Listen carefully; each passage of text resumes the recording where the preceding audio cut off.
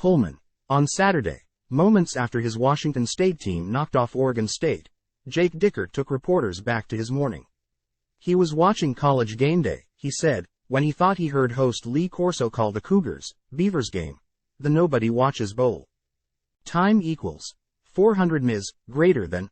I would love to have a conversation with Coach Corso about the value that he sees in breaking up the premier West Coast Conference, Dickert said. And I'd also love to have a conversation with Coach Corso about how he thinks student athletes and mental health and flying them all over the country is a positive thing. I'm open to those conversations because I'm fact-based on everything that we do. Over the weekend, Dickert got a chance to do just that. During his availability on Tuesday, he said he called Corso on Sunday and chatted about his comments, saying he meant no disrespect to Corso or the TV show. Video clips of Corso's comments shared online open debate on whether Corso had actually said, "Nobody wants us bowl," in reference to the two being the last in the Pac-12. They're tremendous for our brand and what they do for us nationally every week, Dickert said, referring to the WSU flag Old Crimson, which has flown at College GameDay for 291 straight shows. It was never a comment about disrespect toward any of those people. My frustrations really still stem from, there's a conglomerate of people that have made a lot of decisions that have been outside mostly our control. And the lack of clarity, based on the metrics and the real facts, is where my frustration really comes from. Dickert discussed the impact he sees conference realignment making on the Cougars, one of two Pac-12 teams still standing, and teams across the country. I think it is my job to stand up for the people of Washington State, because I think these decisions greatly impact all of us, Dickert said. It impacts our academic institution, our faculty, student body, alumni, the community, Pullman at large. I mean, the grocery store owner down the street, fighting for my staff and their families, all the men and women in our athletics programs. It's really important, but most importantly, I'm standing up for our student athletes. They're the ones that are impacted the most. I think a lot of decisions that are made impact players. We're gonna move this team to this conference, and these games are gonna be awesome.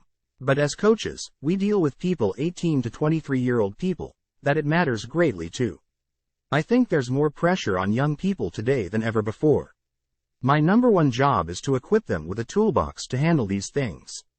And in our 4 years together here, there's been plenty of those situations.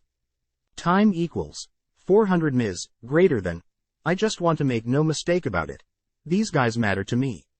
And it isn't about Cam Ward throwing touchdowns. It's about 15 years from now, Cam sends me a Christmas card and I see him with his kids and his wife and his family. And I know I've done everything to just make sure he's a good husband and father. It's not about RJ, Ron Stone Jr., or BJ, Brennan Jackson, getting sacks. It's about me instilling character values and discipline, hard work, and those guys go impact this world the way they want to do it. So I have a lot of vested interest in our people here. The players will always be number one, and I've been really appreciative of their focus, their discipline. Obviously, we're off to an amazing start and want to keep building on that. But these decisions do impact us all, and going forward, our whole focus is on helping Kirk Schultz, President, and Pat Chun, Athletic Director, find the next wave for Washington State. We want to compete at the highest level, and we believe and know we can do that. That's going to be our focus going forward, and I'm excited to be a big part of that. Time equals 400 ms, greater than WSU and Oregon State.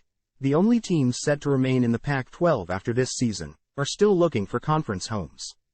On September 11th, a Washington judge ruled in favor of the two schools, granting a temporary restraining order against Conference Commissioner George Kliavkoff, canceling a board meeting that would have gathered the other 10 departing schools.